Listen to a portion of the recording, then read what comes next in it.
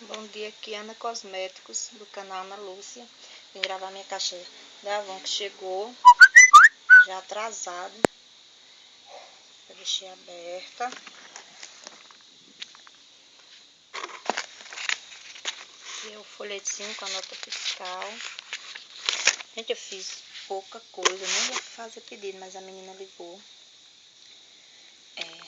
Ela tava precisando de uma pontuação. Então fiz pouquíssima coisa, só para ajudar ela mesmo. Aqui a nota de conferência.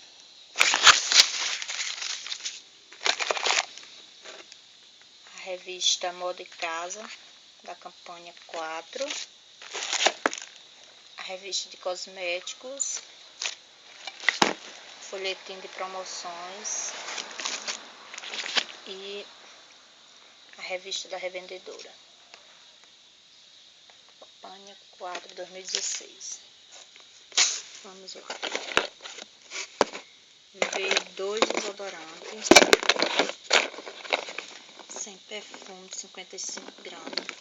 Um é pra mim e outro é pra estoque, que eu gosto desse desodorante.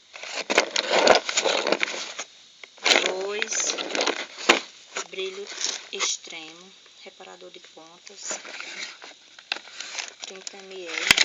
Sorvete de sabores. Speed 2. Tudo pra estoque.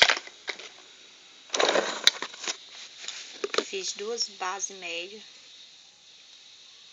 Eu tava sem nenhuma base. Já tô repondo a maquiagem, que eu fiquei com pouca coisa. De bastante. Veio 2 delineador. Cor preta.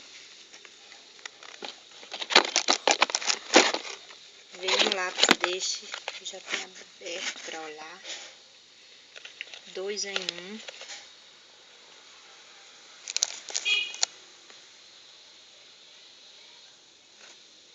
Parece um malzinho, ele é bem grande. Veio 2 máscaras Super Choque, como eu já vendi. O cliente estava precisando. 2 batom na cor laranja.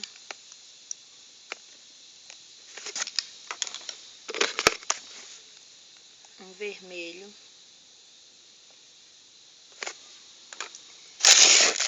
E essas 2 taças que eu dei incentivo são lindas. Agora, eu pensava que era de vidro, só que é de plástico.